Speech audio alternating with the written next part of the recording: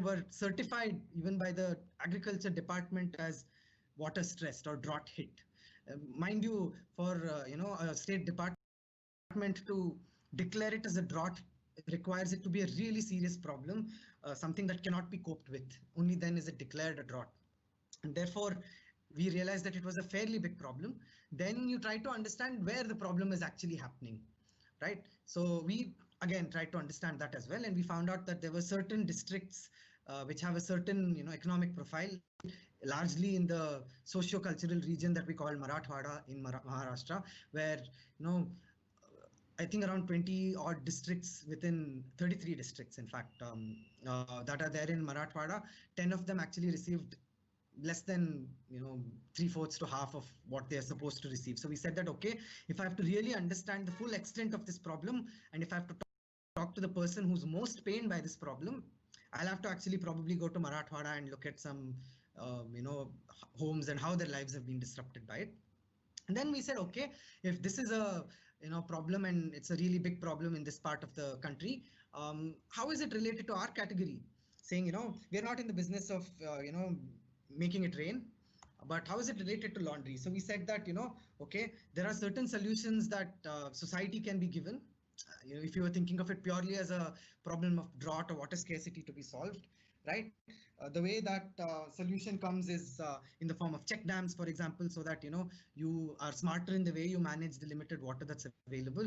Or it could be solutions for a home, wherein you give them a nozzle to put on their tap so that they don't waste anything. But sitting in a category that makes detergents, how do you solve a problem like drought, or the problems that are caused by a drought through a category like laundry, like washing clothes? uh, of course, we realize that laundry is pertinent, to the consumer's life. And what gives us the license, honestly, to do it is what is drought doing to the consumer's day-to-day life. And there does laundry have a way to alleviate this problem. And that's when we actually realized that we might actually, have something here that we can offer. And in order to understand what that something is, we did the only important thing that any marketer should be doing for such a thing, which is go and talk to consumers. And honestly, you need to talk to a set of people who are as representative of the real consumer as possible, which means they'll probably be very different from you individually in terms of demographics, where they come from, what kind of income background they're from, so that you don't end up hypothesizing and putting your version of their problem. You want their unfiltered version of their problem. That's when you can actually be relevant. And of course, the best way to do this, honestly, is to look them in the whites of their eyes and literally peep into their soul and understand what they're trying to say, really understand the unsaid things as well. Of course, you can't go to their homes and talk. We usually prefer going to their homes where they're most comfortable, in a familiar environment for themselves, and actually talk to them about their life so that they're really open about it. Since you can't do that now, I'm guessing you should be able to do it over telephone or through video calls, WhatsApp video or Zoom video or whatever it is, so that you get a really authentic answer. It's not about floating the survey. Like, it's very easy to take a survey less seriously or put random stuff in it, and many a time you can end up getting distracted if you get lost in information. When you're talking to consumers, you're not looking for statistical significance. What you're looking for is actually a nugget of a truth, that they really feel passionately about. And that is the germ of the idea that you can actually then grow into a big tree and make a big difference to their lives. So focus more on the quality of the discussion you have, not on the number of responses and saying, okay, 35% of them said this, 40% of them said that. Yes, that's good to validate, but when you're starting out exploring the contours of a problem to understand what issues they have, you can't put a multiple choice question and say which of these is a bigger challenge for you, because you have assumed that those are the challenges for her or him. So go to them, talk to them directly, keep it as free flowing as possible, but focus on going deeper and deeper rather than wider and wider. In fact, if there is one theme that you have to keep in mind throughout your experience at Lime, it's about the quality of the work, the depth of the understanding, rather than the quantity of work you've put or the width of information that you've collected. Ultimately, in the real world, when you're a marketer, what matters is whether your campaign that you put out worked with the consumer and drove business. It doesn't matter how you got there, how many hours of consumer work you did, how many surveys you did, and how many responses you got. So focus a lot on getting to a truth, as we'll see in a bit, and not so much on the number of people who said something. What the person said is far more important than how many of them said it. So with that, how do you go and talk to consumers? Because I'm pretty sure most of you wouldn't have been in a wouldn't have had an experience where you've done this for a living, where your job is to actually go and get people to tell things about themselves which they normally wouldn't. So we have some tools actually to make it happen. And the most important tool is what we call the discussion guide. The discussion guide is exactly that. It is a guide. It is not a form to be filled by your consumer, but it is something to guide you as you go along the discussion, to make sure that A, there is a structure to what you're looking for, and B, you adequately cover what you are looking for. At the same time, what you should not do is end up ticking all the boxes on your discussion guide and asking the questions. Ultimately, the response you're getting should guide how the discussion continues. This is merely a sort of framework or a boundary around which you can operate. So a typical discussion guide first involves the a description of the kind of person you're talking to. Typically, we look at their demographic and lifestyle because those are the biggest influencers of most category agnostic attitudes. So you look at their name so that it feels personal and they don't feel like they're responding to a survey. The more comfortable they get, the more they feel they're talking to a friend, the more likely you are to get something useful out of it. Then you understand what their background is, where do they live, what is their occupation, what kind of income background do they come from, etc. Then you understand them as a person, because ultimately they're all people where your category is a part of their larger life. They don't live to wash clothes. They have a life in which laundry is a small part, maybe a significant part, but nonetheless just a part, not the whole of their life. So you try to understand what their life is like, so that you are able to put yourselves in their shoes and really understand why they're going to end up saying some of the things they will say eventually. Then the way to do it is honestly to get them comfortable. You ask them what their daily routine is like, how their weekends are different, so that you get a sense of what their mindset is like, what they think about, what are the things that excite them, what are the things that don't excite them, etc.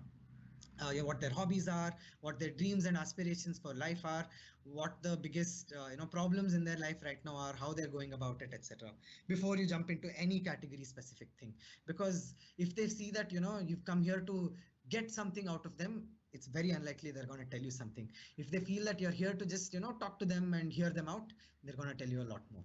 So once you get a sense of who they are, jump into your specific category. For the laundry category, for example, there are certain things that we would like to understand to see if there is a problem that we can solve, and if it is linked to the larger problem we're trying to solve when we started out, which in this case is drought. So you start off with stuff like who does the chores, so that you know whether you're getting an authentic response or an experience-based response, and what do you like doing, what do you not like doing, how often do you wash clothes, how do you wash clothes, what are the steps, because different people have different ways of washing clothes. There are different stages involved in washing a garment. What do you like or dislike about it? What kind of brands of laundry are you aware of? What do you use? What different products do you use? What is each product supposed to do according to you? Why do you use it? When did you start using it? What made you switch, or either adopt a product or drop a product or stop using a product? And of course, what is the output expected from laundry, and what does it do for you in real life? Because when it comes to laundry, there is a washer of clothes and there is a wearer of clothes, and both are very relevant to the category of laundry. So you ask them, why is it important to have clean clothes? What does it do for you? How do you feel when you wear clean clothes? Yeah, how do you feel when you wear unclean clothes equally? And then you sort of try to ask them stuff like what is the current gap in what they're experiencing. You don't ask it directly. The way you ask it is maybe something like, if there were one wonder product that solved all your problems and was the perfect thing to wash clothes with, what all do you think it would have? So that in a way is almost a way of getting her to tell you what she's not getting, while not asking her that way. Because if you usually tell someone, oh, you're using something, what are the problems with that, they see it as a challenge to their choice, and they're very unwilling to give out a lot of information.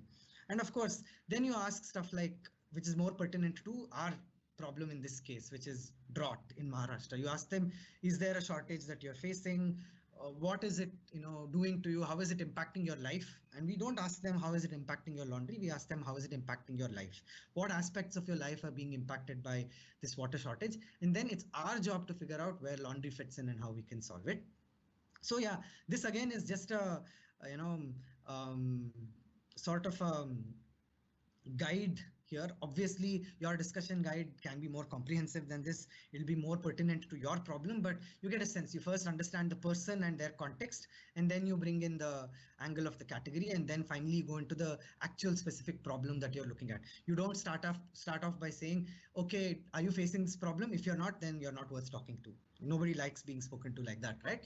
So yeah, there are some things to keep in mind when you go about doing consumer work and putting down a discussion guide, and I'll take you through some of those. These are your classic pitfalls when you try to put words in people's mouth. So the first one is to not have leading questions, because your objective is not to corner them and agree to what you have as a hypothesis. Your objective is to learn what her life is about and what her real problem in life is.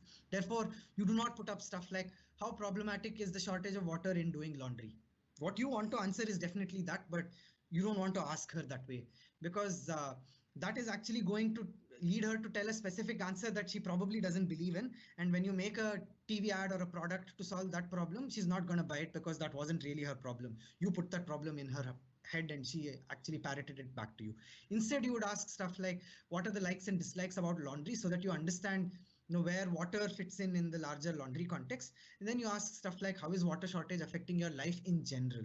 And then you do the hard work of trying to marry, which is the second pitfall that most of us end up doing. We expect her to do all the computation and the hard work.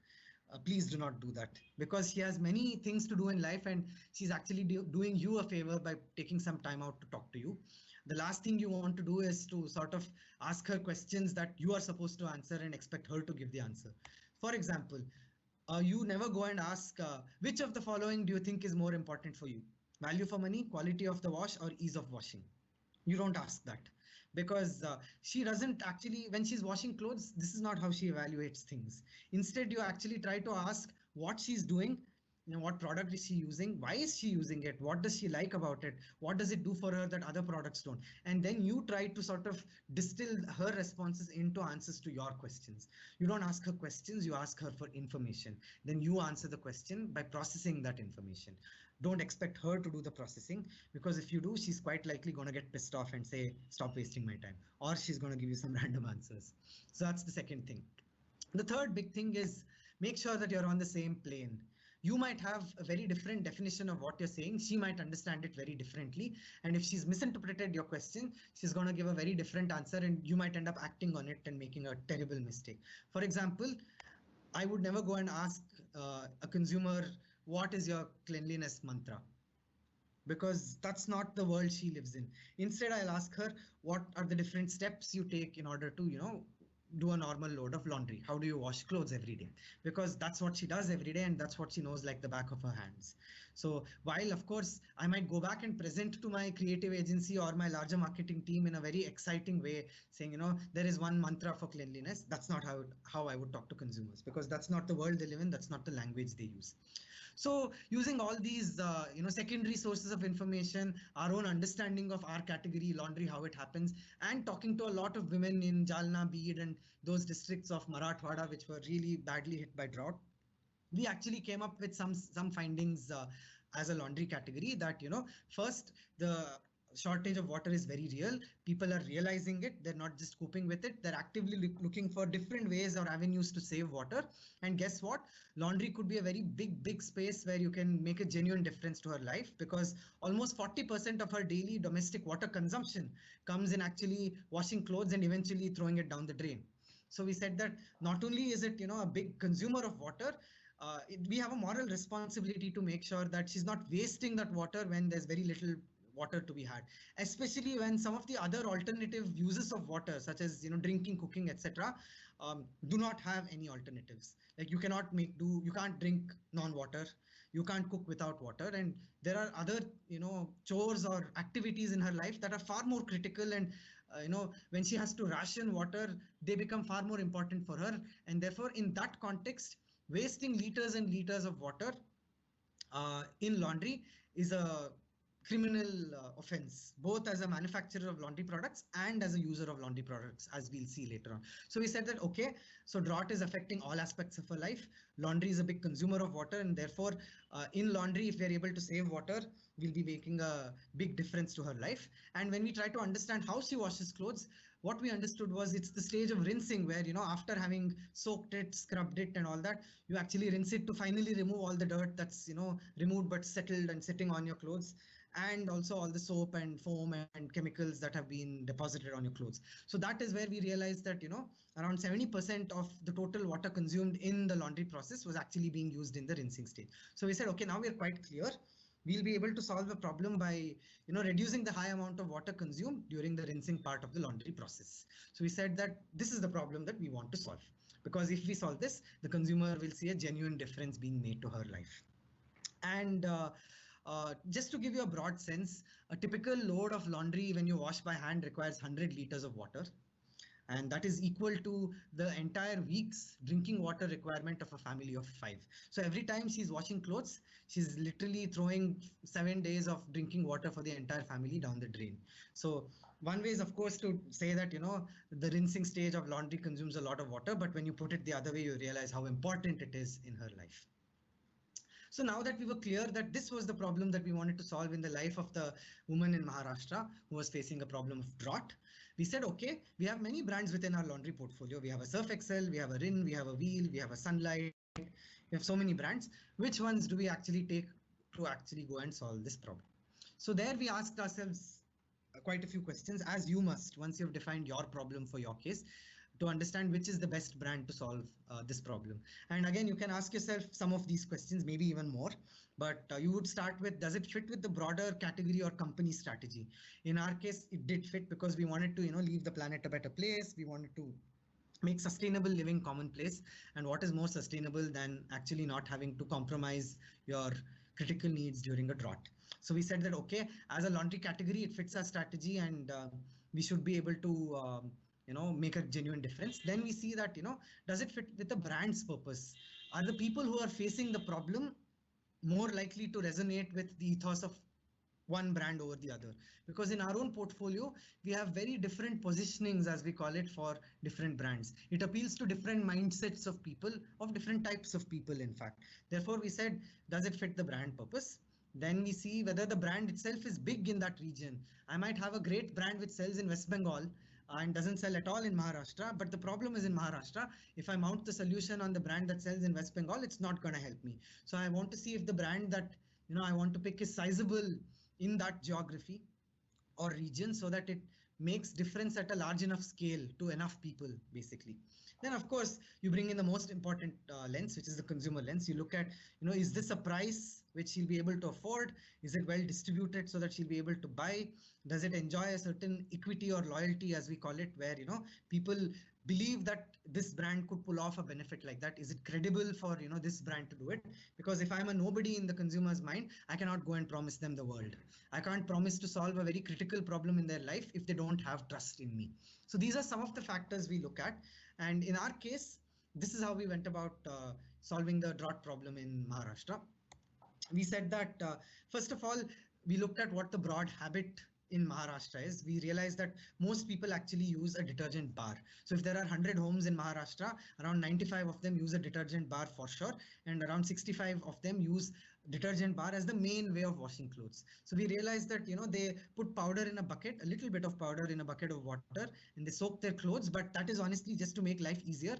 They believe that the real washing happens when you scrub it with a bar. So we said that if 65 out of 100 people predominantly depend on a bar and 95 out of 100 end up using a bar in some way or the other, a detergent bar might be a good place to start. So we said, okay, let's look at a bar brand that we have in our portfolio. And there we realized that we actually have 3 bar brands. We have a Surf Excel bar, we have a Rin bar, and we have a Wheel bar, all of them at very different prices.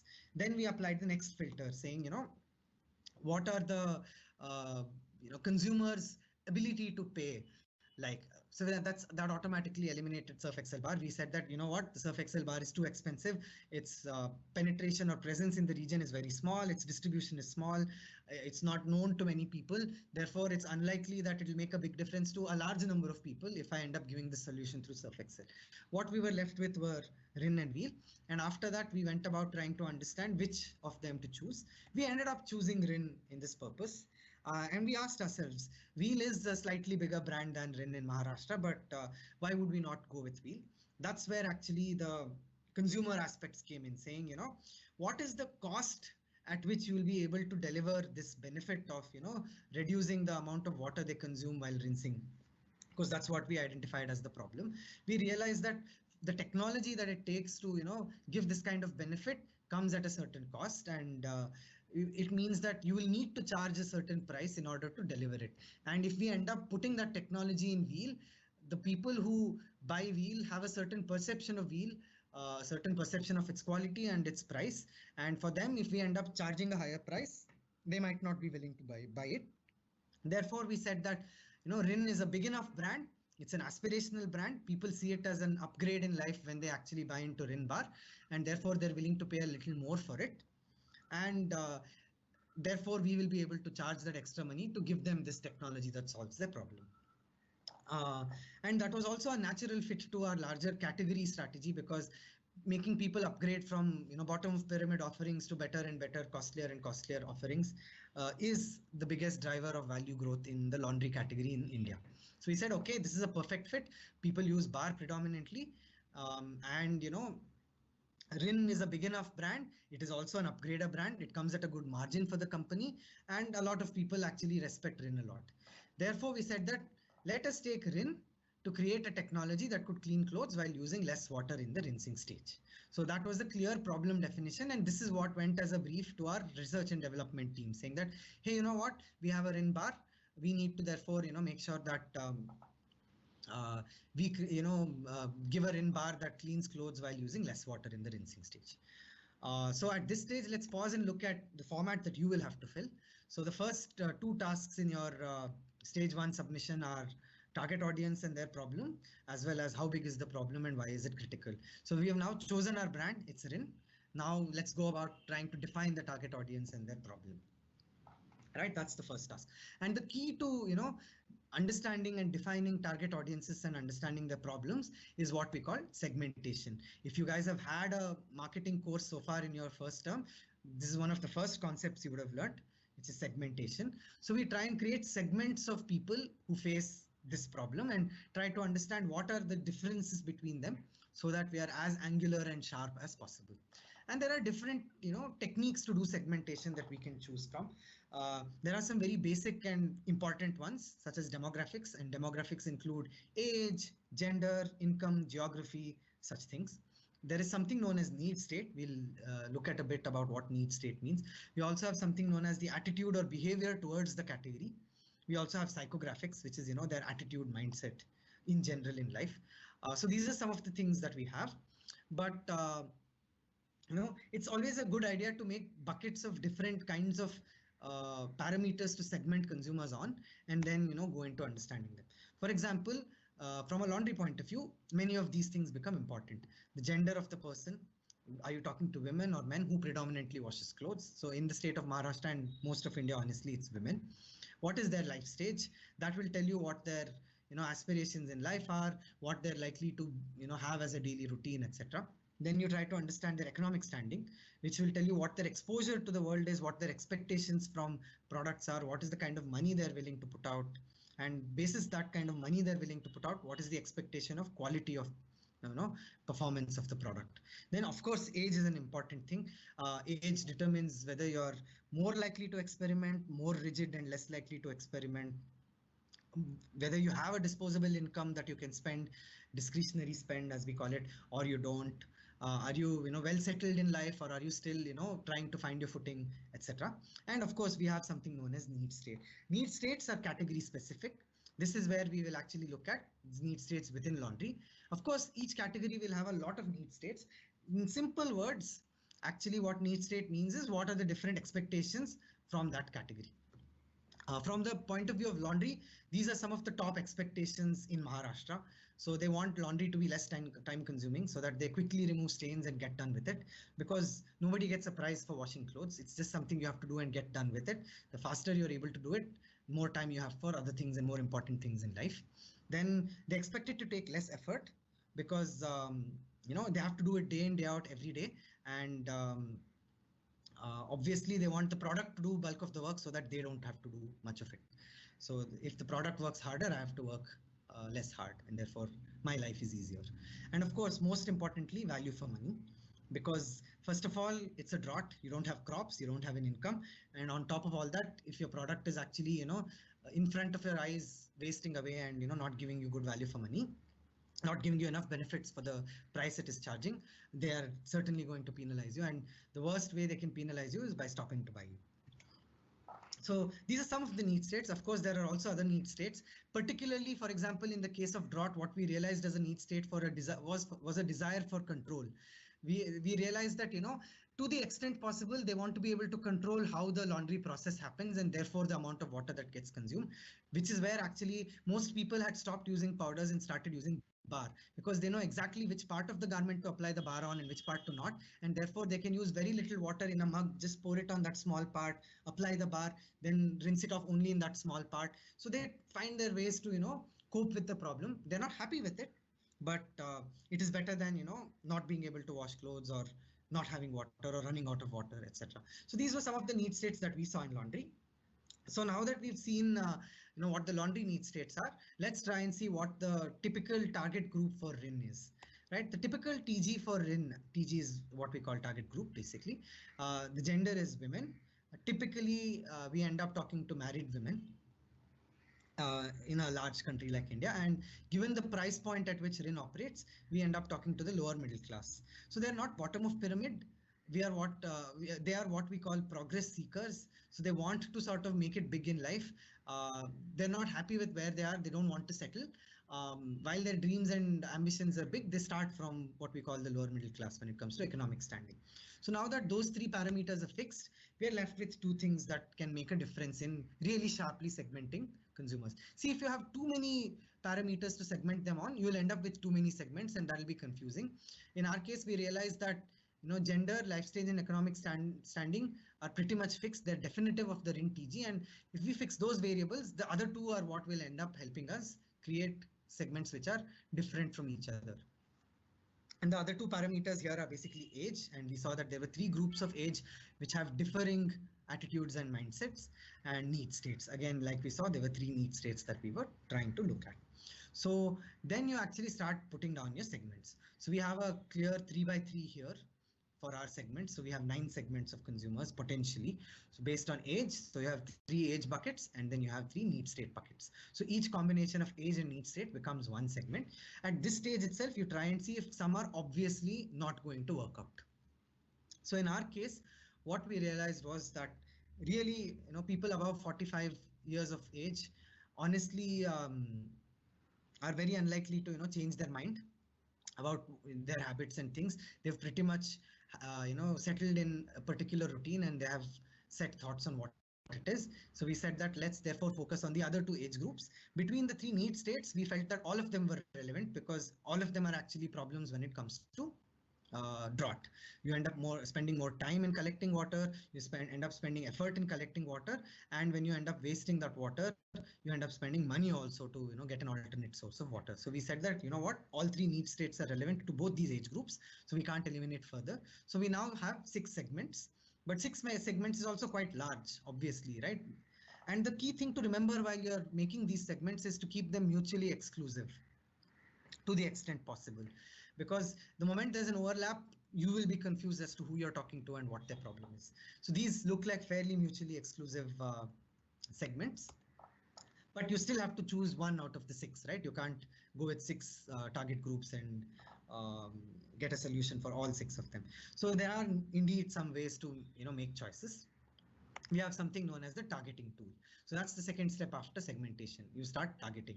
And the best way to do targeting, a common sense way, honestly, is this framework of what is the attractiveness of the opportunity, how big is the segment today, and how is it expected to grow over the next few years. And is it profitable? Like, is it worth going after this segment? So that's the first parameter. And the second parameter is, okay, if it is worth going after, do I have a likelihood of winning? Like, how big is this tension for the segment? How well does our product solve that particular tension, and what is the competition like? If there are 100 other players who are already doing it, I'm less likely to win. If there is nobody who is doing it, I'm far more likely to win. Right? So with that, we take our 6 consumer segments and try to plot them. So when we went and met a lot of consumers in Maharashtra and did a lot of secondary research in Maharashtra, this is what came up. We realized that clearly at the top right were your younger housewives who have a big desire for value for money. That came out as the most attractive and easy to win kind of segment, and the others were of course stacked up as they are. So you almost put them up here on this matrix, and you're able to see which one is the best bet to go after. And the reason young housewives in our case were an attractive segment were because they're less set in their ways and more likely to be open to experimentation compared to middle-aged women. The younger they are, the more likely they are to experiment and shift. And also, value for money is the biggest need anyway in the lower middle class.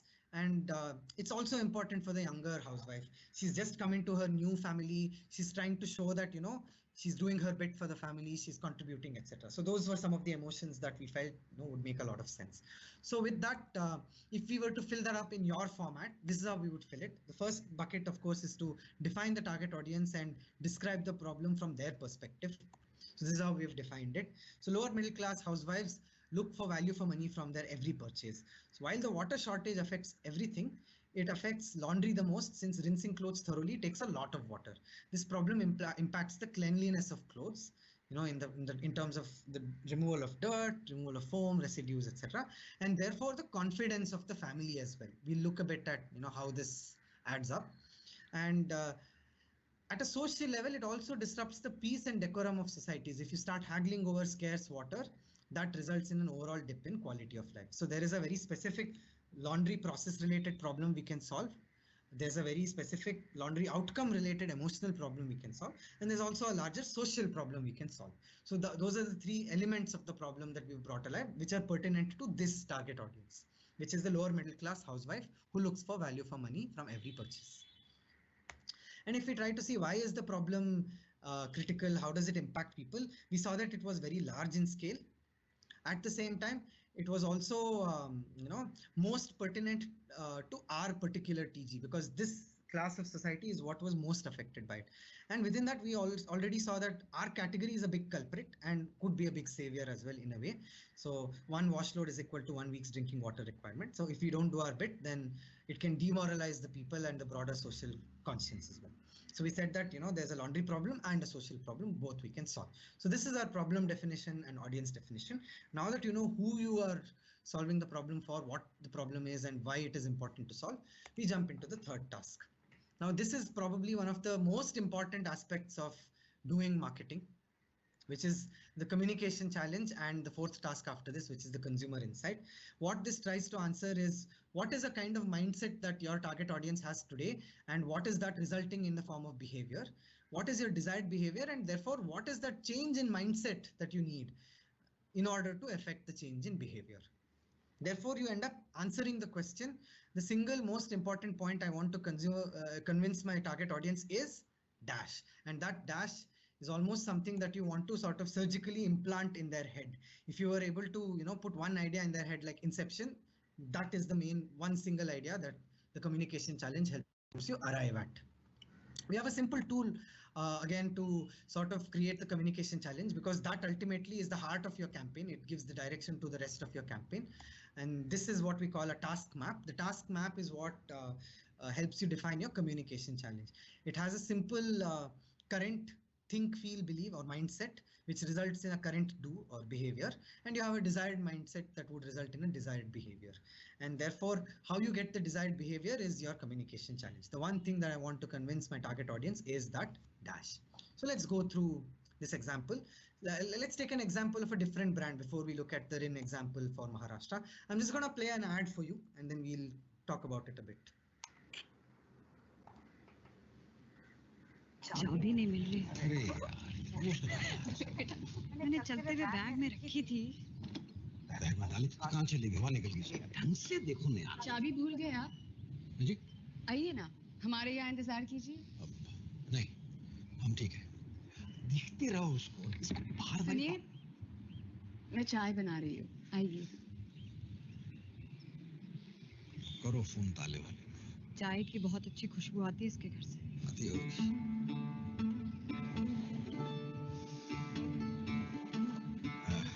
तुम्हारे घुटनों में दर्द हो गया होगा तो चलो अंदर बैठ के इंतजार करते हैं। अम्मी, चीनी कितने लेंगे? कुछ घरों की चाय में अपनेपन का स्वाद होता है। चाय बहुत अच्छी बनी है। एक कप चाय और मिली। जी। ब्रुक बॉन्ड रेड लेबल, स्वाद अपनेपन का। Right? So let's look at this one. So what is the behavior and mindset driving that behavior today? From a Brook Bond Red Label, which is the brand the ad was for, point of view, they realized that people were buying cheaper brands of tea, and the reason they were buying cheaper brands of tea was because they thought there isn't much of a difference between Brook Bond and the other tea I consume, so why should I pay more? So that was the classic problem that they had. And what they wanted as a desired behavior was for people to buy Brook Bond Red Label despite the price premium. And when they got about thinking what kind of mindset change would compel consumers to change their behavior and buy Brook Bond Red Label, they realized that it was all about the taste of the tea. So the mindset they want to create in the consumer is that Brook Bond Red Label's taste is so exceptional and irresistible that it can even bring dissimilar people together. That is the acid test of the taste. That's the magical power of the taste and of Brook Bond Red Label chai. So they defined therefore their communication challenge as, I want to convince my TG that the irresistible taste of a cup of Brook Bond Red Label tea can help resolve differences. And it came alive, as you saw through that ad. The guy in the ad in the beginning was very unwilling to enter his neighbor's house because while it was not explicitly mentioned, they were Hindus and the neighbor was a Muslim. And even when she offered a cup of tea, he said no, no thank you. And then when she of course started preparing that tea, that smell, which is part of the overall experience of chai, was so irresistible that he sort of overcame his internal barrier and said chalo chai pite, and of course it ended with him asking for one more cup of chai. So in a way, Brook Bond Red Label brought those people together because of the irresistible taste of the tea. Notice that the problem that they depicted in the mindset of dissimilarity was not a problem caused by tea, but it was a problem that could be solved by the irresistible taste of Brook Bond Red Label tea. So in our case of RIN, how do we arrive at these mindsets and behaviors? We have a very simple common sense framework. Again, it's called the what why framework. You ask yourself what's and try to understand the underlying whys, and you do it for different aspects of laundry. Let's look at some of these things. So the what actually captures everything related to the behavior towards a category, while the why captures the underlying drivers that cause that behavior. So let's look at some whats and whys from a RIN bar point of view. The first what is that washing clothes can be backbreaking and time consuming work, particularly when there's a drought, when you have to fill multiple buckets of water, climbing up and down the stairs of your society, especially when you are doing it to practically throw it away down the rain when you rinse it. And it can take as much as 3 hours a day of my life. And imagine that if this woman is awake for say 15-16 hours a day, then it's almost a fifth of her time that's gone away in a really thankless job of doing laundry. Why is that? Because there's a shortage of water. You don't get water right where you need it. You're actually spending more time than you would usually because of this problem. So that's one what and one why. There could be another what as well. So here's another what and why.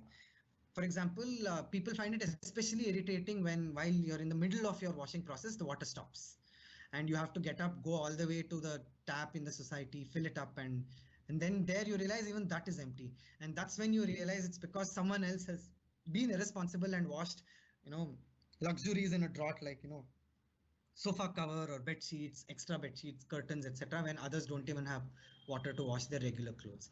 Why do you feel angry? Because in a situation of water crisis, no one should get selfish and wash anything that is not absolutely necessary.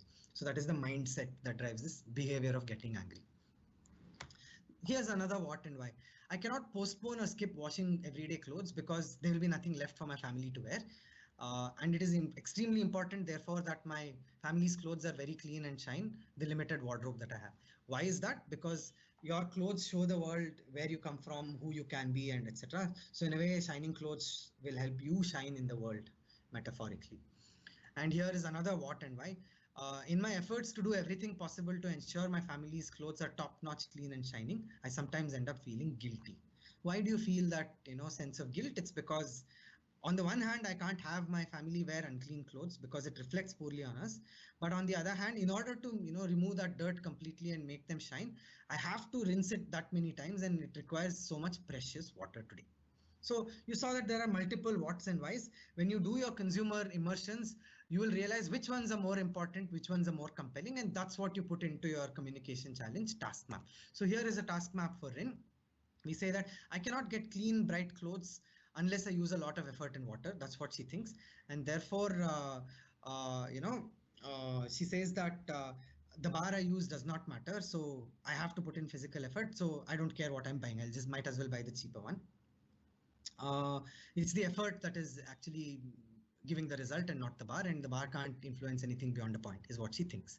What we want her to believe is that with Rin, I can get clean and bright clothes in just half the amount of water, because that is a big enough thing for her to be inspired by and believable for her. And by listening to that, she actually realizes that even though Rin charges a little extra money, it is better value for money, and therefore I will buy it. Therefore, our communication challenge as defined for Rin is, only with Rin, I can get bright clothes with half the amount of water. So if now we had to fill up the communication challenge, you would enter exactly those points. What is the existing mindset? What is the existing behavior? What is the desired mindset? What is the desired behavior? And therefore, what is the one thing that you want to convince your target audience about? With that, we come to the most important aspect of marketing, practically, consumer insight. This is the hero of any marketing campaign. This is what marketers live and die for. And when you crack an insight, you get a feeling of high that's almost unparalleled. Let's understand a bit about what a consumer insight is. A consumer insight is a truth. At the heart of it, it's a deep understanding of the reality of a user, of a consumer or a person, that actually helps us make our offerings relevant to her life. And in solving that tension, we end up giving a purpose for a brand to exist. The purpose of brands is to solve real life tensions of consumers. And at the heart of any insight is that human tension, which we call a human truth. A human truth is something that a large number of people already believe in, and it intrinsically almost has a contradiction to it. And there are many sources of human truths. It could be movies, it could be poems, etc. For example, this line that Naseeruddin Shah says in A Wednesday, where he says, "Insan naam mein mazhab dhoond leta hai." That is a human truth. It sounds very profound and it gives you goosebumps when you hear it. That's when you know you've cracked a really good insight or a human truth. And obviously, the Red Label ad that you saw also had a very important insight, right? So if your task is to convince them that only the brilliant taste of Brooke Bond can help resolve differences, what is this human truth around differences and resolving differences? So then you look at the source of differences, right? That is the cause of conflict. And if you end up resolving that tension, your brand has a role in their lives. So here is an insight or tension for Brooke Bond. People, this is a human truth, they believe it. So my beliefs dictate what is right or wrong, who is a friend and who is not. This is what dictates my worldview and I live by it. And there are many things that actually form that belief of yours. However, sometimes I get doubtful about having prejudged others without even giving them a chance. So therein lies the tension. So a good insight always has a but or a contradiction in it. Like you have certain beliefs, but sometimes you sort of question those beliefs because you might be missing out on getting to know good people because you've prejudged them without giving them a chance. So we actually craft the insight like this. This was the insight for Brooke Bond. My beliefs dictate what is right or wrong, who is a friend and who is not. But sometimes I realize that I've prejudged others without ever giving them a chance. And it is in those moments that I realize that the things that unite us are far greater than the things that divide us. So in a way, you're talking to people who are fundamentally open-minded, but end up sort of making judgments without a strong reason. So let's look at Rin, therefore. If that was the story of Brooke Bond Red Label, what is the story of Rin? So the communication challenge, just to recap, was that with Rin, I can get bright clothes in just half the amount of water. So let's look at the human truths at play. And there could be multiple human truths. The task that you have is to understand which one is most relevant, resonant, and therefore compelling for them to act on. Here is one example. Clean, bright clothes are indispensable as they are the reflection of the dreams and aspirations of my family. But when it takes a lot of precious water and effort to get them really clean and bright, I sometimes feel guilty. However, there is nothing I can do about it because family comes first. So there's almost a sense of desperation or dejection or resignation that she has, saying that, I know that this is a problem, but what do I do? Or there could be another as well. I know that, there is a water crisis going on. I know there are some who are really bearing the brunt of it. So I personally face it too, but I really don't know what I can do to help. It is what it is, and I don't have an alternative. So these are, and like this, you could look at, multiple human truths that are at play and pick up the most compelling one. We realized that the first one was more compelling because that's what made it a personal story of every family around laundry. So this is how we crafted the insight. Clean, bright clothes are indispensable as they are the reflection of the dreams and aspirations of my family. So when it takes a lot of precious water and effort to get them really clean and bright, I sometimes feel guilty. However, there's nothing I can do about it because family comes first. Once you've cracked this, the solution should be very obvious. In fact, this, I would say, is the hero of any marketing campaign. If the insight is bang on and very true and very powerful, it almost obviously dictates what your solution to the problem should be, which is the next task. So what is the campaign idea that sort of does justice to what you're trying to achieve? The objective of a campaign idea is to inspire people to act. And the way you write the campaign idea is to sort of do justice to that and inspire the creatives and other stakeholders in your marketing campaign to give you work or an advertisement or something that really inspires people to act. An ideal campaign idea has 4 to 5 key parameters. First is it has to be memorable. If it is wallpaper and people miss it, then there's no point. Second, it should definitely deliver on the benefit you're trying to give. A third is it should make you distinct and distinguish you from your competition so that you don't end up spending money on advertising and people think it's some competitor's ad and end up buying their brand. That's the worst you could do. It's even worse than them not buying you, basically. You spent the money and someone else got the sale, basically. And finally, of course, it should be extendable across time frames and platforms so that it really reaches a large number of people. So let's go back to our Brook Bond example and try to understand what the campaign idea was. You saw that the insight was, we all have beliefs that tell you what is right, what is wrong, who is a friend, who is not, but sometimes they come in the way by making you prejudge someone without even knowing them. And the big campaign idea for Brook Bond was this beautiful line that they called Swad Apne Panka, the taste of togetherness. And Swad Apne Panka honestly ticked all the boxes. It was a very memorable thing, so much so that to this date, all our campaigns are based on the idea of Swad Apne Panka. It delivers on the benefit because without that irresistible taste of Brook Bond tea, that barrier to apnapan could not have been overcome, as you saw in the ad. It of course distinguishes you from competition where every other chai brand is saying my color is richer, my taste is better, my aroma is great. You actually elevated it one level higher by saying it actually helps you overcome differences. And finally, of course, it can be extended across platforms. And some of you might have read some of the things that we've done around the different kinds of barriers to togetherness that you can solve. And that's been the guiding light for Brook Bond ever since. So let's look at the Rin campaign idea.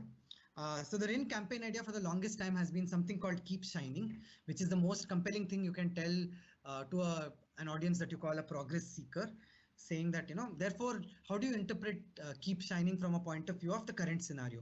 So it remains Keep Shining is what we had decided. It tries to say that, despite the circumstances of water scarcity around you, this Rin bar will ensure that you do not compromise on the shine of your clothes. In a way, it embodies the perseverance of the state of Maharashtra and continue to give that same message to its populace, which is keep shining. So keep shining implicitly has no matter what the circumstances are. And that's what we felt worked for us. We went about making this campaign. The promise or the benefit we promised was Zabardast Chamak Ka Vada, Pani Lage Adha. And because we were giving that Zabardast Chamak in half the water, they could continue to keep shining. Chamakte Rehna, as we called it. So I'll just play the ad that we had for Rin. This was the campaign that finally went live on TV. टंकी खाली है। इतने चमकदार कपड़े, सारा पानी इसी ने खर्च किया होगा। चल चिंटू, बेशरम कहीं की। आंटी, पानी बचाने में शर्म किस बात की? ये लीजिए। कैसे? स्मार्ट झाग वाला नया रिन बार। ये सही मात्रा में झाग बनाए और दे जबरदस्त चमक। अब आधे पानी में और चिकनाई बिल्कुल गायब। नया रिन बार, चमकते रहना। So you see how all the elements that you saw in what, why, etc. have come alive there. We've shown someone who's on her journey to, progress. You could see from her attitude, her and the body language and the way she was dressed. She looked like she was someone who's heading out for a good job, trying to make it in life. And you also brought out that thing of, the anger and irritation that comes when you think someone is being frivolous at a time when they should be responsible. Equally, you also bring alive this whole thing of, water being the culprit and Rinse particularly being the big user of water there. So that was the campaign idea we had. And the last and most consumer facing part of the campaign idea is your amplification plan. How do you amplify the campaign idea? This is where you look at all the different mediums, channels and associations that you would use to really amplify this idea. In our case, the idea was keep shining in spite of the drought, right? So these are the questions you would typically ask yourself. What are the different media channels that the target audience listens to, watches, reads, etc.? How do you break clutter and give extra reach to the idea? And of course, which mediums will actually bring it alive in a much better way. So in our case, we honestly wanted them to sort of rally to the cause. So we started off with a very simple idea of creating a platform where people could pledge to make Maharashtra Jal Samriddh, as we called it. So we actually partnered with the largest Marathi language newspaper in Maharashtra called Lokmat. The reason we chose print and not TV was because print has a lot more credibility in being the voice of the consumer, because print is very rarely about entertainment, it's about reporting. Therefore, there's a lot more trust in a newspaper than in a TV channel. Definitely more than a news channel in today's day and age, honestly. So we put up a toll-free number that they could give a missed call to and sort of show their commitment to making Maharashtra Jal Samriddh. And we sort of amplified this idea of this platform where they could take a pledge through different mediums. So we did it on YouTube, we did it through mobile campaigns in terms of SMSs and outbound dials. We did it through print in Lokmat. And we also put it up as sort of an end slate to our TVC as well. And the way we actually broke the campaign was with a very powerful, hard-hitting front page ad on Maharashtra Day, where we showed that, when so many people are struggling to get water, why don't you commit to making Maharashtra Jal Samriddh? And therefore we said, join RIN in, helping make Maharashtra Jal Samriddh. And with that, we actually kicked off multiple legs of a campaign around the idea of making Maharashtra Jal Samriddh. So obviously laundry has its role to play, but we elevated it beyond just laundry. So the way we did it was through getting different advertorials with Lokmat, who was our print partner. These were of different natures. They were about tips on how to save water. They celebrated water heroes, people who had actually done their bit to society in conserving water. We even did things like, built check dams in association with some NGOs and brought alive how, at a society level, some of these problems were being solved. We also shed light through Lokmat on places where water was actually being wasted and should not be. We went a step further and said, okay, who are the brand ambassadors of laundry when it comes to washing clothes? We realized that Maharashtra has a vibrant Dhobi community, particularly people, if you have been to Mumbai or are from Mumbai, Dhobi Ghat, etc., are, a big part of people's lives. So we actually made Dhobis who are experts in laundry to take this pledge about saving water, and we put it up on social media and amplified it. Right. And we in fact went further ahead and said, what is the most clutter breaking way and topical way of bringing it alive for people? At that time, it was Bigg Boss season, and Bigg Boss was the big rage all over TV. The highest TV ratings were for Bigg Boss. We actually made it a task within Bigg Boss where, the housemates had to actually survive a period of time with half the amount of water that they would usually have, half the tank basically. And we branded it as RIN, and we made them actually live a life with half the water, so that we landed the message of, while washing clothes, you can use RIN, and in every other aspect of life, be conscious about how you use water. And of course, with all these legs of amplification, we were actually able to land this, overarching message of RIN gives you great shine in half the water, and make it more than just a message, a cause that everyone could rally to. And therefore, it became not just RIN's cause, but the whole of Maharashtra's cause. And therefore, this is how we put it. This is a very brief summary of what all we did. We created a platform to take a pledge, and we tied up with a newspaper, launched it with an impactful creative, and then broke clutter through shows like Bigg Boss, etc., and the Dhobis, which lend both scale, interest, and credibility to the problem. So that is the RIN case for you. This is a summary of the RIN case where all the 6 tasks come together and almost define the boundaries of a marketing idea very concretely. That's the case for you. At this stage, we will go through the questions, Q&A. I hope you guys have sort of put up some of the questions on Menti while we've been going through this. First, what we'll do is we'll go through those questions which we already got over the last few days on Menti. We saw that there was a pattern to the questions, so we've addressed the most frequently answered ones, which I'll cover through the next few slides. And after that, we'll open up for any other questions you might have. And I'll request Ruchi at that stage to help us out. At the first level, there were a bunch of questions around the overall approach as to how you can go about it. So at the outset, I want to tell you that we know that you are first term students, so relax. The idea is not to just test your knowledge of frameworks, jargon, and marketing wizardry. The intent honestly is to give you a flavor of the real world, and therefore the less jargony you are, the better off you are. In fact, when Lime was open for both first year and second year students, we used to strongly believe that the first years had an edge because they didn't need to educate themselves out of a textbook way of thinking. They would actually keep it far more real. So yeah, keep things simple at the outset. That is my first tip for you guys. And the simplicity comes from understanding consumers very deeply and being very specific and as less generic as possible. The more specific you are in defining your TG, their problem, and the insight, the more obvious the solution will be. And you will yourself realize it's very convincing. Use common sense as the only filter to see if it all ties together. No frameworks, nothing. I can't belabor this point more. Spend bulk of your time talking to real people or consumers. I would say 70% of your time should go there. As marketers, we actually make sure that we are constantly talking to people, exposing ourselves to the external world, because the only thing that changes in the marketing is the world itself. So spend a lot of time talking to people. The quality of the inputs you get from your consumer work is what will determine the quality of your insight and your overall campaign idea. Therefore, there's no set number or statistically significant number of people to meet. Meet as many people as it takes to convince yourselves. Honestly, what I've seen from my personal experiences, those nuggets of wisdom and inspiration come from the richness of the discussion, not from the number of people you talk to. But once you have a nugget, it helps to talk to a lot of people to validate it, to see if it's genuinely universally true or is it just something one person said. So use a mix of both, doing in-depth interviews with a few people who are articulate and help you, and then validating some of those inputs with a large number of people. We will not look to see whether it was statistically significant, 30 people, minimum sample size, all that. I know all of you have your Start 101 course also happening. But that's not the intent, honestly. From an overall approach point of view, there were questions around how many people should I meet, what is a good number, etc.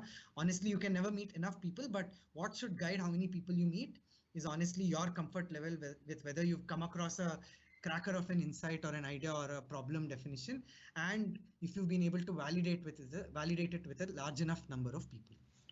Right? So that's the first bucket of questions that we could see. The second big bucket of questions we saw was around the submission format itself. People asked, do we have to stick to the one pager? Can we give a video? Can we put an infographic? Can we give a table of the data that we have seen, etc.? Simple answer to that is no. You have only the one pager with those 6 tasks adding up to a max of 450 words to capture your idea. The reason we have done it is if you're able to write it in 450 words, you have really understood it very well, and it will result in a really, really amazing campaign. Trust me, in the real world, when we do marketing campaigns at Unilever and HUL, of course, we actually have a one-page template, not very different from yours. We use the exact same task map that I showed you in the RIN case. And we actually also make sure that we have a word count that we stick to, because the more verbose we are, the more confusing we become. This is really the sharpest way of forcing yourself to, make choices. And when you make choices, you actually end up solving genuine problems very effectively.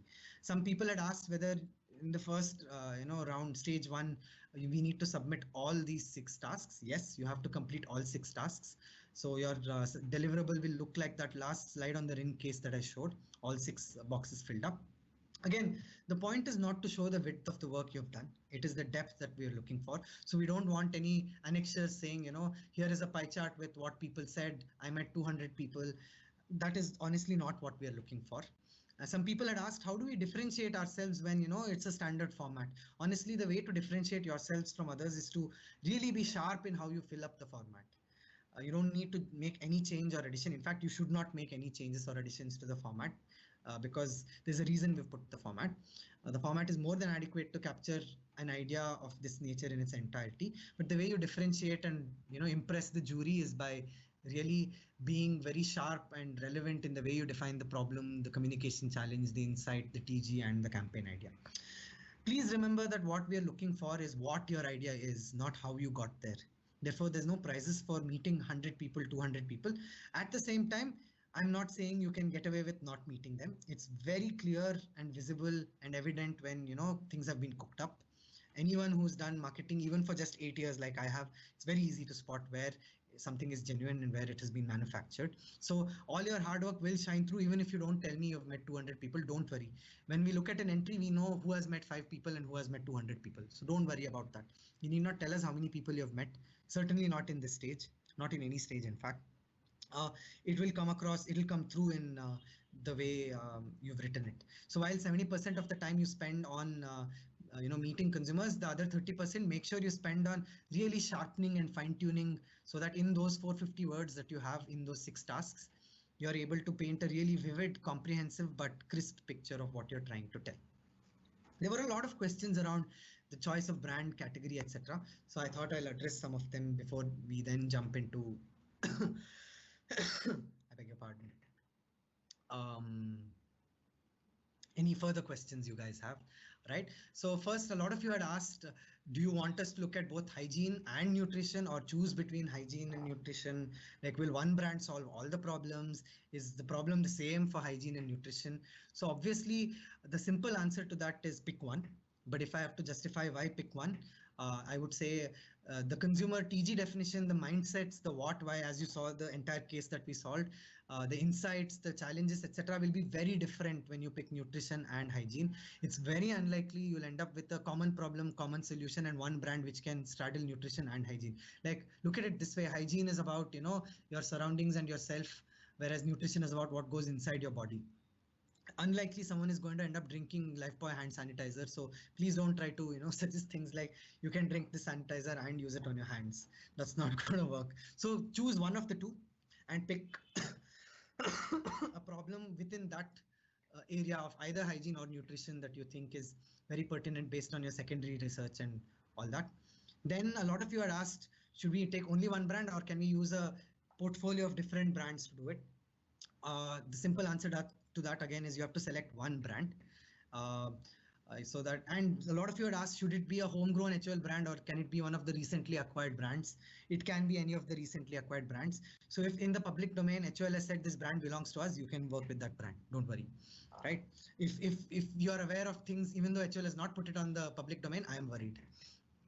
Okay, then a lot of you had asked, should it be the existing range of products that they have, or can we give new products?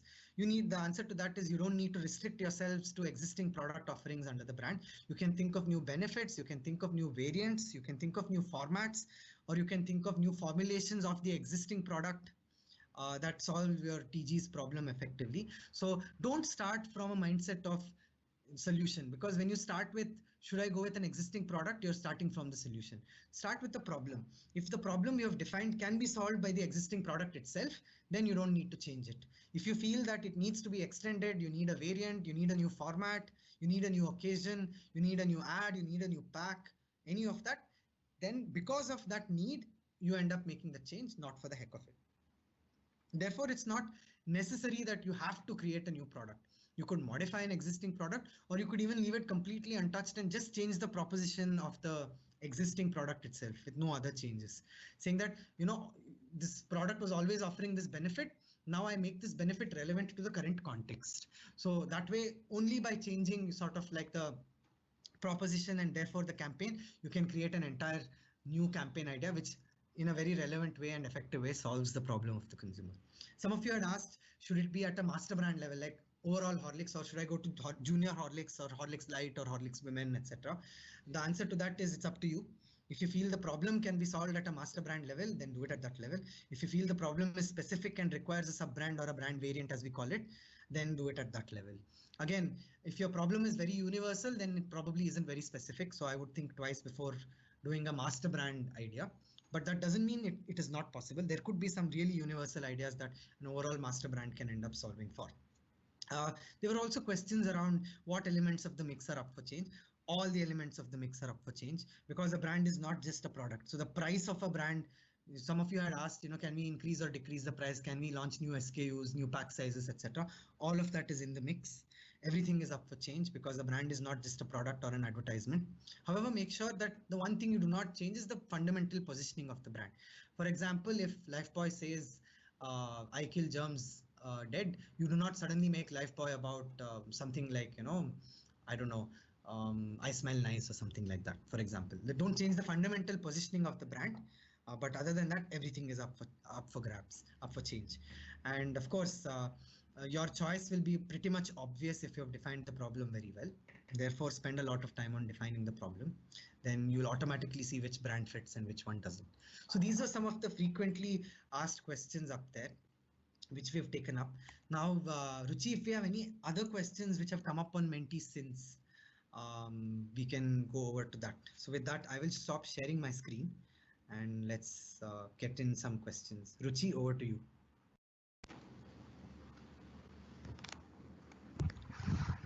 Sure, thank you so much, Vikram.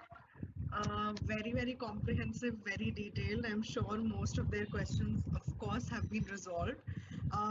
Just a couple of other questions, whereas, like I already said, that a lot of it has been answered already, even from the fresh questions that we got. But one here is, can our idea relating to marketing campaign be not directly related to a product or its sales, rather based on creating a better brand image and creating a positive future impact? In such a case, how can the figures and profits be shown through a survey? So honestly, profits and figures don't come from surveys, they come from selling the stuff. So I would say, ultimately, when you strengthen the brand, it is with the intent to grow it further. So I will urge you to look for a horizon in which that increased equity or strength or imagery of the brand, as you've called it, results in actual sales growth. And because we never do that for the sake of it. The ultimate objective is always to grow the brand by driving up the imagery, etc. So I'd say it should be a reasonably near-term horizon, and by that I mean maybe a year or max 2 within which you'll start seeing results in terms of growth. All right, thank you. But as a first port of call, I would urge you to start looking at solving a problem that will result in immediate sale. I think the way the areas have been given, both hygiene and nutrition, can give you sale today, not even like tomorrow. So first port of call, start with how you can immediately drive growth and profitable growth. But if you feel that something is really compelling, then probably within a 12 to 24-month horizon, it should result in growth. Sure. Thanks. The next one is, in nutrition segment, there are two parts. First is the nutrition of migrant and urban poor population, and second is average family's nutrition in terms of immunity. If we target the nutrition segment, do we include either or both of them? So the way you put it itself looks like they're different problems, right? So to me, it looks like they're different problems. So if you believe they're different problems, define them differently and go after whichever of the two you feel is more attractive and more has a higher likelihood of succeeding. That's what I meant by be as specific as possible. If the nutrition of migrants is a different problem compared to the immunity of regular families, then it would be a different problem to solve, and therefore a different brand benefit, etc., that you go after, a different campaign idea. If you feel they are the same problem, then it will result in one single campaign idea. So define the problem in such a way that you're clear, either they are similar enough to each other to be called one problem, or they're different enough to be called different problems. I won't get into specifics because obviously I'm not allowed to solve the case. Sure. And the best thing about this year's Lime is these are all live problems. So whatever great ideas we get, we are definitely going to try and implement them in real life as well. So absolutely. Next one is, everything in the session aimed at better campaigning and promising better result. Does it have anything to do with actually making the product better? Absolutely. So in the case of Rin, I can tell you the product actually works with half the amount of rinse. In fact, right now we are working on taking it a step further to say just like dip once and remove, that's the rinse, like a one rinse kind of solution. The product has to deliver. So obviously you should make a claim that is credible. Like I won't say actually today even that sounds credible that next year you'll be on Mars. Even that looks like it would be credible, but you get my point, right? So you have to give a promise that is credible enough to it feels doable. You are not expected to be an expert in R&D to say this is the change in formulation or recipe of the product that I will make. That is not the expectation, but certainly it should be something that you should be able to, that sounds credible to actually deliver as a product through an improvement. So See, Vikram, ultimately, if the product doesn't solve the problem, consumers will figure out. You can fool them once, yeah, not more than that. They buy it once, they don't see the benefit, they will never buy you again. So although Vikram, you've made it very clear the importance of doing consumer surveys, but we just have this last question, which asks how in this situation can we possibly do consumer surveys in an appropriate way and in good numbers? Is there an alternative to it? Hmm. So yeah, this is a challenge we've gone through practically as well in the last few months. What we've managed to do is we've done it telephonically. We've also done stuff like, A/B testing on Facebook. You simply put out a creative and see how people are responding. Those are, of course, a little more advanced, and some of them involve some cost. So maybe at this stage, don't go about doing it. We've done telephonic ones. We've done WhatsApp video calls. We've shared sort of inputs or stimulus on WhatsApp. So almost sort of let's play a game. I keep throwing scenarios at you. What would you do? And in some of the bottom of pyramid categories and brands where they're less adept at typing, we've asked them to simply voice record a voice chat and send it, and they're very comfortable doing that. So there are many ways of doing it. So WhatsApp is a very good tool to use in general. If it's slightly higher LSMs or people similar to you guys or students, etc., that you pick up as a TG, then you could even do a Zoom call or a Google Meets call or something. You could even, you know, define surveys, but in a slightly different way, a more exploratory survey where you give a scenario and ask them to tell you what they would do, or force them to make choices, almost gamify it in a way using some of these survey tools. So that's another way you could do it. But yeah, so these are some of the ways we've done it. If you're talking about a topic that's more emotional than functional, I would insist that you do it with the video on so that you see the, you know, non-verbal cues that people are giving through as well. And to the extent possible, what we've realized is all the exploratory work is quite smooth in the way, you do telephonically or via VC. However, some of the more validation related work, be a little careful. If the people are not paying attention, then I would say weed out that from the sample so that it doesn't spoil your data. If you get an inkling that someone has given random answers, find a way to sort of filter them out so that they don't influence your outcome. But the exploratory part, what I have personally realized and a lot of us at HUL have realized, is almost as good as being in their place, doing it over a WhatsApp video call or a voice chat or a telephonic call. So that's how I would recommend you do it. And again, this year's problem is something that all of us are also facing. So even in your own circles, either your college circles or family circles, you'll be able to find people who are relevant to the problems or the offerings you're trying to give. So leverage those networks. Absolutely. Sure, Vikram. I think with this, it'll be a wrap to the Q&A session. Thank you so much for joining us, and some last words if you have for the participants. Yeah. So most important thing which I've not mentioned so far at all, but that's probably at the top of the list, is have loads of fun doing this. This is supposed to be your peek into the practical world of how things happen. While of course it might seem like there's a lot of work, there's a lot of responsibility, a lot of constraints, etc. It is genuinely a lot of fun. I mean that feeling that you get when you crack a problem, when you hear something amazing from a very unlikely source, a complete random stranger, it gives its own joy. So make sure you thoroughly enjoy it. Make sure you stay very safe while you go about this as well as in general in life. And make sure that you don't let this lockdown dampen your amazing first year and Lime experience. Have loads of fun. Stay safe. Take care. Thank you so much. Thanks, everyone, and wishing you the very best for Lime. All the best, people. Bye bye. Take care.